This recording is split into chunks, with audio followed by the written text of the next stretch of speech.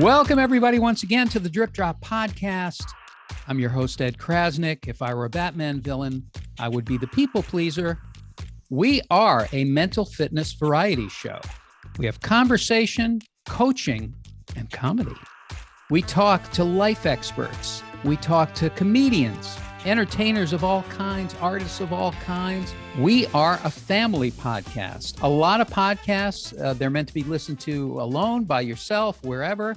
And this, we're happy to have you wherever you want to listen at any time or with any person. We are about bringing people together, bringing families together. And we not only talk about mental health, which is a huge topic, as you know, we show you how. And that's what mental fitness is. Mental fitness are the exercises, the things, the practice that you do for mental health. And there's no better place to find out all about that. Courses, skills, games, rewards than at the Drip Drop app. You can go to dripdrop.gg to find out more. It is the mental fitness app for Gen Z. We always like to ask a question at the beginning of every show. And the question is, growing up, what skills do you wish you had as a kid? Well, on our show today, it's all about imagination, how to use your imagination in the moment, how to steer your imagination, call it Imagineering. We're going to talk more about that with our guest, Jennifer Kolari, on today's show.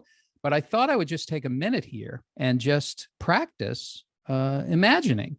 Now, the two things I ask when I practice imagining, the two questions are, what do I want? And the second is, how does it feel? And even though I may have never done any of these things in my life, I can use my imagination to imagine how things look and feel and taste and smell and touch. I can just think about that. And I can send messages to my brain to look for the good in life, look for the things that I want. So let's try it. And take a little breath, close my eyes. And I need a vacation. I want a vacation.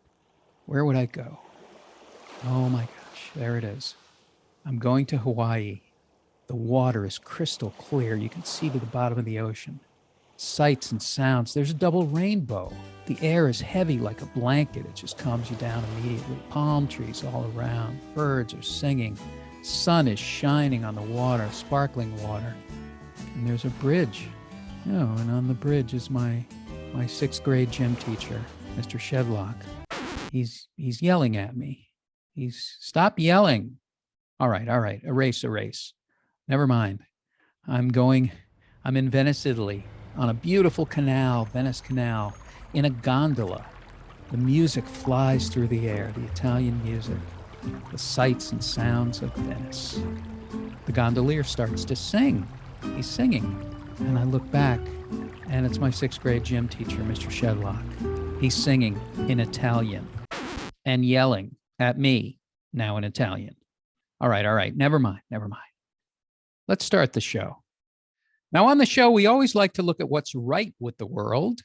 And there are many, many things that are right. There are amazing things that are happening every day that you don't read about so much. But if you go to squirrel-news.net, the Squirrel News app, you find hundreds and hundreds of stories about solutions, people using their imagination to solve social issues all over the world.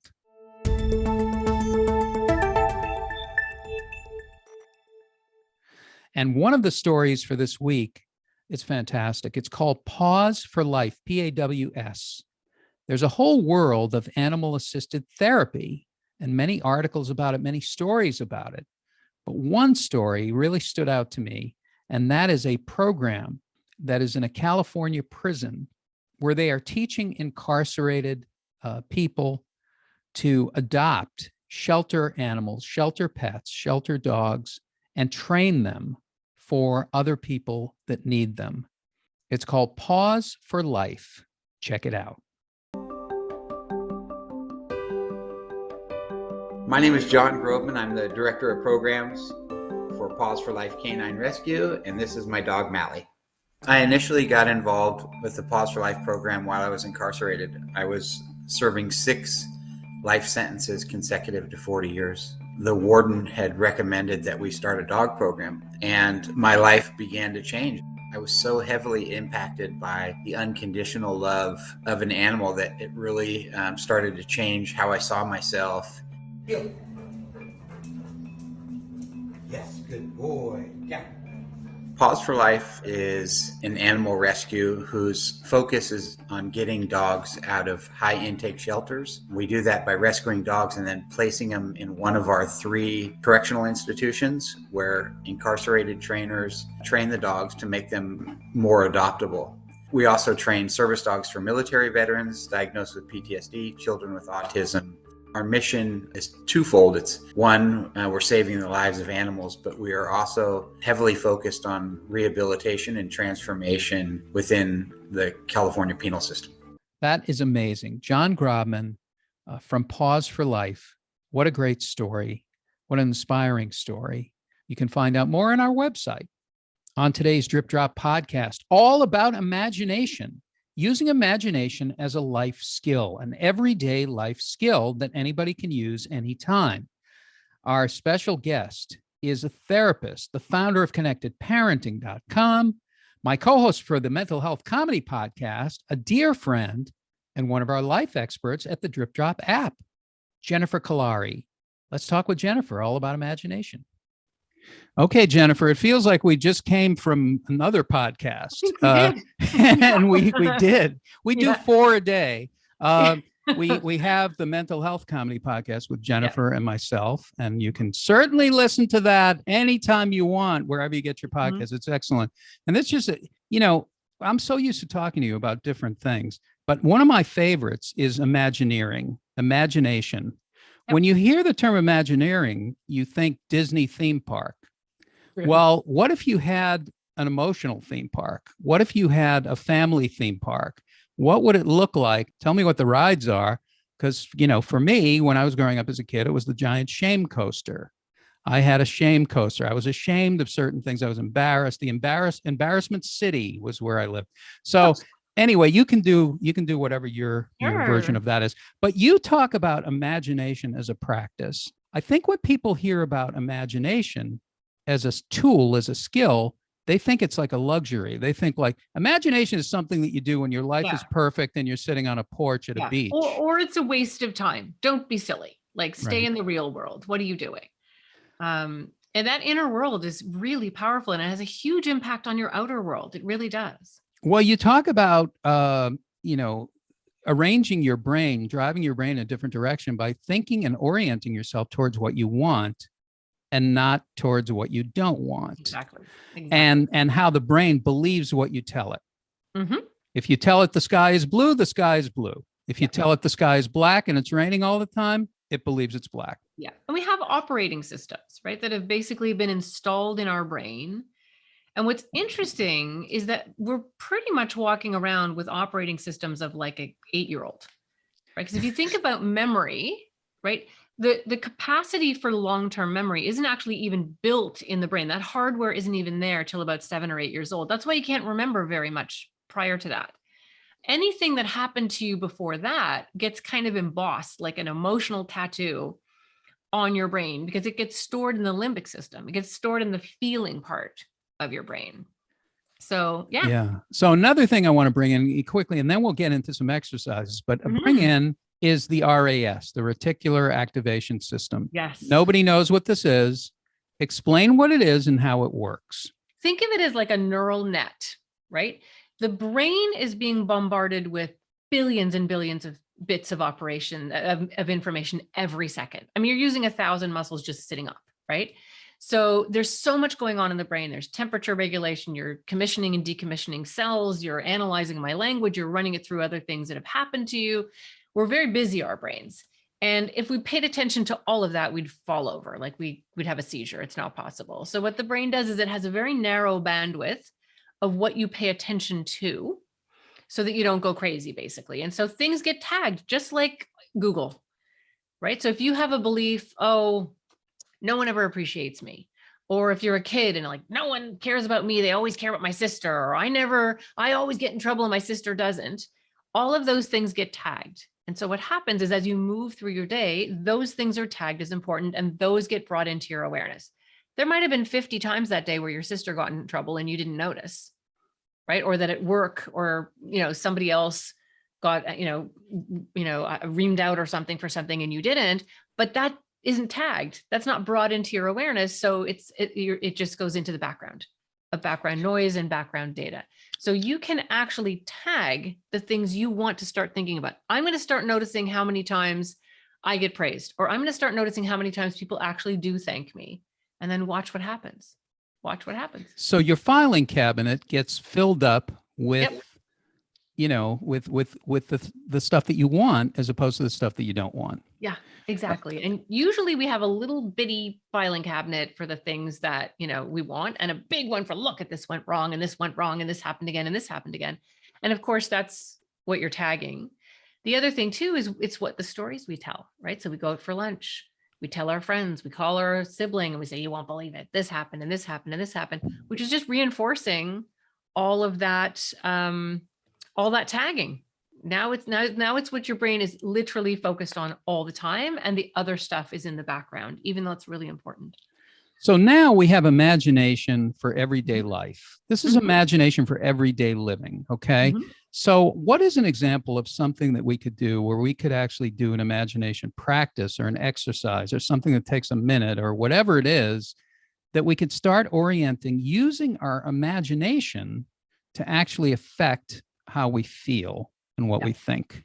So I'm going to give you a pre-exercise because this is actually really important. So for kids, Imagineering is easy. They have full access to their imaginations. They flip between the imaginary world and reality all the time very easily. And that's true prior to the age of about 12. Like, do you remember being a little kid, Ed, and you had like I don't know, you're playing with soldiers or guys, or you're imagining something. They're there. It's so easy to see them. Right. And then when you start turning 12, 13, 14, you're trying to still imagine it, but it's not the same. It's not there. So we lose that muscle. We lose that. And for lots of different reasons. Get out of your head, pay attention, stop daydreaming. Or we're put on screens, right? Instead of being in our own heads and using imaginary play, which is, I am a huge proponent of having your kids have screens off a good chunk of the time. So they're playing, they're actually using their imaginations. So for those of us who are older, or for kids who don't imagine very much and they're just on screens, you want to build that muscle. And you can find that as you practice this, you'll be able to control your mind a lot better. So in the beginning, when you try to imagine, things will happen, thoughts will pop in your head, and you're like, oh, what am I supposed to be doing again? Or the exact opposite happens that you're trying to imagine. But as you stick with it and as you practice it, you get better and better and better at it.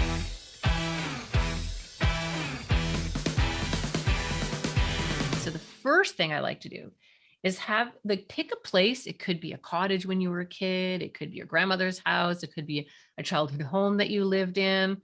For kids, it could be summer camp if they go there. And what you're going to do, and it has to be a place that you have happy memories. If you have trauma there, don't use that. Don't go to the trauma. Don't go to the trauma. No, if you're listening, families are listening in the living room. Don't go to the trauma. Don't go to the trauma. Hello. Yes. Pick a pleasant, happy place with general, positive memories.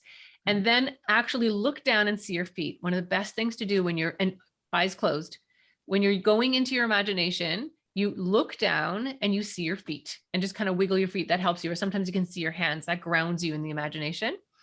And then pick your place. So maybe it's your childhood home, and there you are. You see your feet and you're walking up the pathway to the door, or you're getting on the elevator or wherever you grew up, and actually look down and see your hand as you turn the doorknob. And what's so interesting about this exercise, Ed, is as you wander through your childhood home and you're opening cupboard doors and you're remembering, things will pop into your mind, like trinkets that were on the mantelpiece. When you open drawers, you'll just remember funny little idiosyncrasies about the house, or pictures that were on the wall. And these memories will start to download. They'll start to flood. And as you wander through your house, room by room by room, in the beginning, it'll be hard to be like, oh, what am I doing? I'm thinking about something else. No. I'm supposed to be back in my bedroom looking through my drawers. And then you go back and you take yourself back into that place and you practice it every night. It's wonderful to do this before you go to bed. This can help you get to sleep because you're lulling yourself to sleep in a happy place, in a beautiful place. Your mind is busy. So one of the things that happens when you're falling asleep is we like to search through our day and look for things that we remember that might not have gone well, right? So as you're wandering through your house, you're focused on searching for things, which is what you're often doing in the wrong direction when you're trying to fall asleep, and you will fall asleep quite quickly. And it's a lovely way to fall asleep. And every night, and honestly, in my experience, it takes about 2 to 3 weeks to really sharpen this skill. So How can I do the rest of the show with my eyes closed? You can if you like. Hello? How long would somebody have to do this for? Let's say I'm going through my day, I'm at work. Well, how can I pull away and just do something like this for a minute, 2 minutes? Of course you can. Absolutely. Yeah. Just practice it. I mean, I love to do it when I'm falling asleep because I think it's a great way to fall asleep, but you could do it anytime. I wouldn't do it while you're driving, but when you're just sitting at work, when you're taking a break, go back and visit your childhood home or go back to the most recent vacation you had and see if you can remember if you were lucky enough to go on the vacation, the hotel room that you were in, and see if you can remember the path to the restaurant, and just take yourself out of where you are, and you're building that muscle. So the way it works in LA is that people imagine they want to have Beyonce's life. So they imagine going into Beyonce's childhood home, which I don't know what that was, but I mean, this is what people use their powers of imagination for here in the city that always sleeps, I call it. But now, so that's imagination. Well, and you're going to do that for about a month. Like do that every day. A few minutes. A few minutes every day. And then watch, you will have so much more control over your mind. Where you want to go, you go. When you want to refocus, you're able to refocus. And so not only does this help you with imagination, it helps you with controlling your thoughts in general. So that's another benefit to this exercise. You start to learn how to control the direction of your own thoughts. Your thoughts are not going against you, they're actually going for you. Exactly. And so now you are the thinker. You're the thinker of those thoughts. They're not happening to you. You are thinking them. And as you do this, you'll start to really gain confidence. Oh yeah, I can make my mind go in the direction that I want it to go. Yeah. Well, the other thing that I found that's so interesting, we've talked about it, is how it affects other people. So now let's say you're a family, you're sitting around, you're watching this, and you have difficult people in your life. No one in this room, because you're listening to it together, you're watching it together. Everybody's fine in this room. But I wouldn't say it about people in this room. But you have people that are challenging to you. Yeah. Maybe they're always complaining. Maybe maybe they always talk to you about what's not going right in their life. Mm-hmm. They're yelling, they're screaming, whatever. Can you tell the story about an experience that you had where you use this imagination and it changes the other person? Yes. Okay. I can give you a really good example. And this is a fairly recent one. I do a little bit of kind of executive coaching. So kind of high level business execs. And it's just something fun that I love to do in addition to the parenting stuff that I do. And I love it.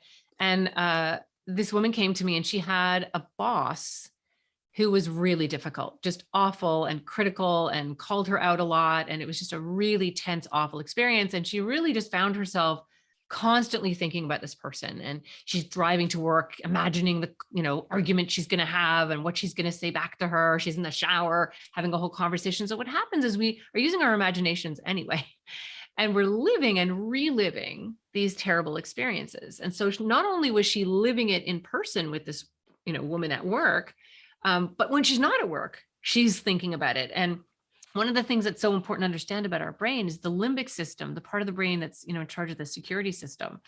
When you're reliving and imagining these things, it cannot tell the difference between you being in it, remembering it, or imagining it. It's all the same to the midbrain, the executive part of your brain. Your frontal lobe knows that you're remembering or imagining it, but the midbrain doesn't. It's just as real as if it's happening to you.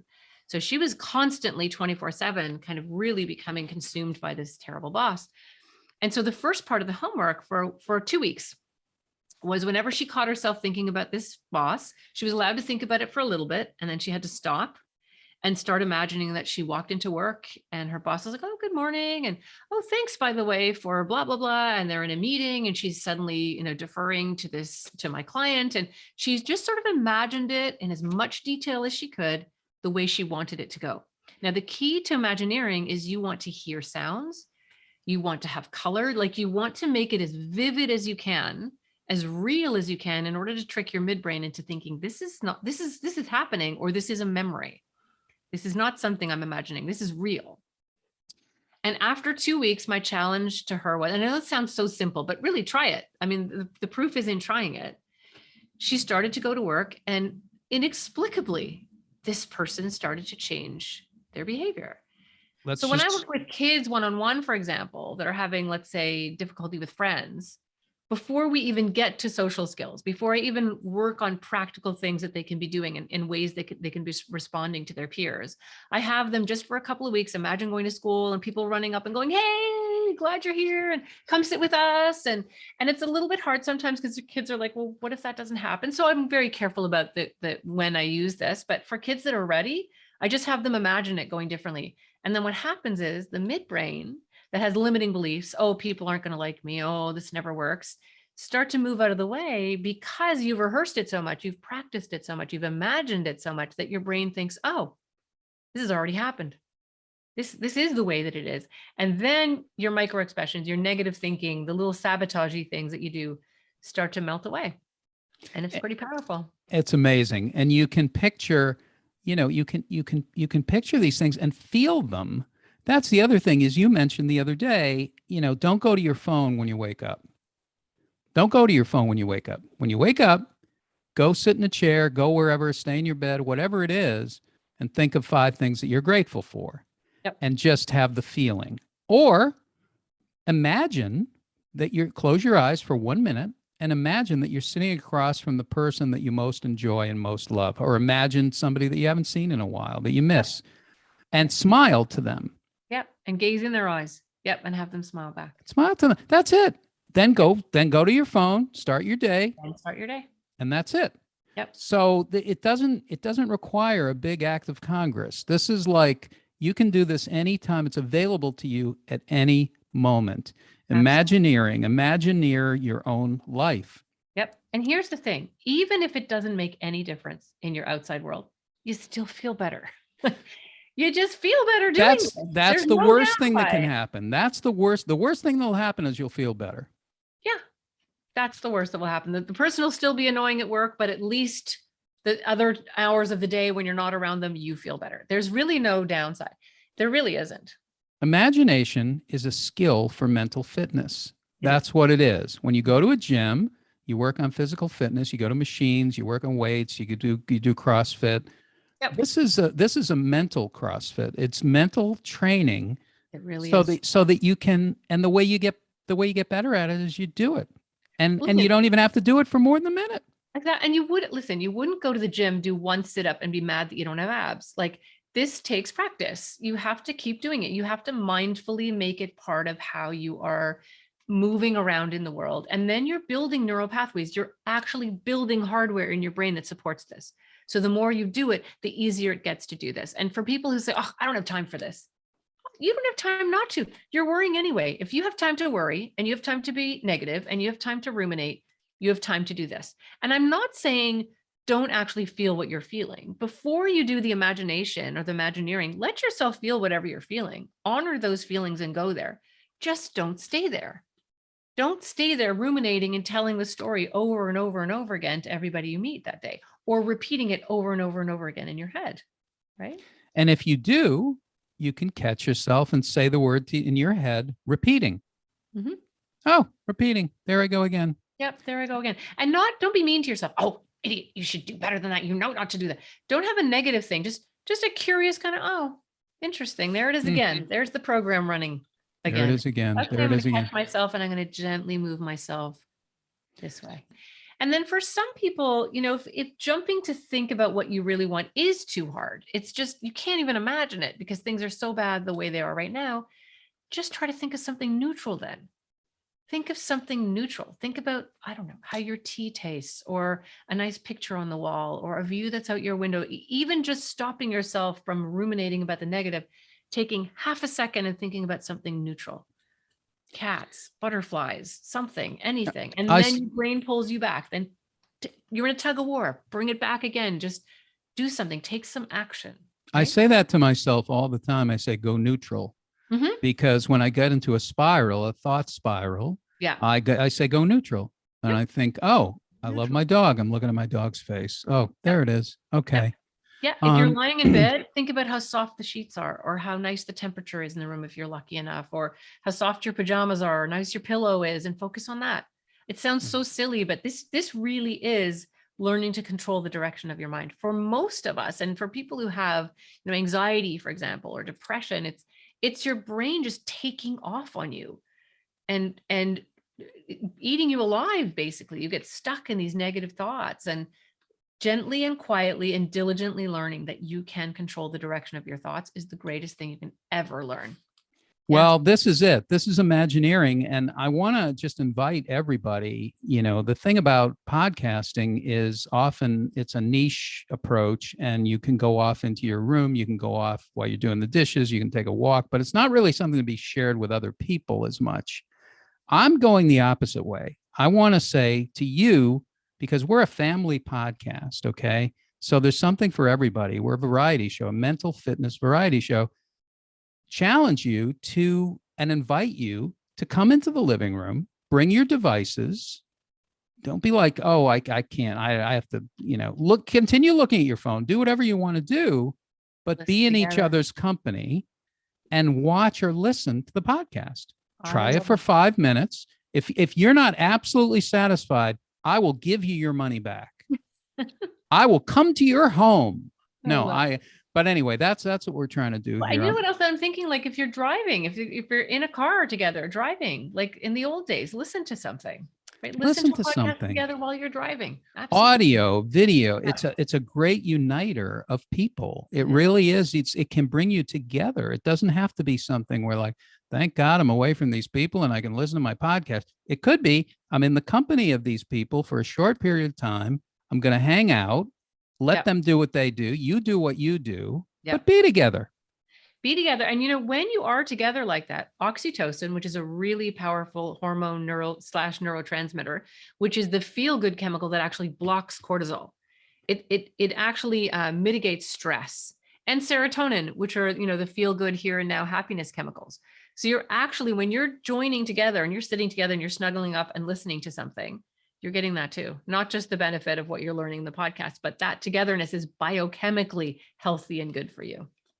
Jennifer Kolari, everybody, the one and only Jennifer Kolari. And I will say, you can find Jennifer not only at connectedparenting.com, where you can find all of her work, you can find all the skills and support and all different kinds of media, including podcasts that she does. You can also find skills for self-parenting. When you go to the dripdrop app, Jennifer is one of our life experts. So you can see her teach about anxiety relief, how to deal with your anxiety. And fighting procrastination. And fighting procrastination. So all these skills, you can find them on the dripdrop app. So go to the dripdrop app, subscribe to our podcasts. Thank you for joining us. We're going to have another show next week. Jennifer, thank you so much. You're welcome. Ed, it's always wonderful. Thank you so much. You're amazing. You're amazing. Well, that's our show for this week. I want to thank the great Jennifer Kolari. You can find Jennifer's work at connectedparenting.com, and you can find us at the Mental Health Comedy Podcast, and you can find Dripdrop at dripdrop.gg, where you find the mental fitness app for Gen Z. All kinds of games, rewards, skills, life upgrades, level up your life for yourself, your kids, your family. You can find it all there at dripdrop.gg. You can also find all about us on social media, whether it's TikTok, YouTube, or Instagram. Find us wherever you get your podcasts.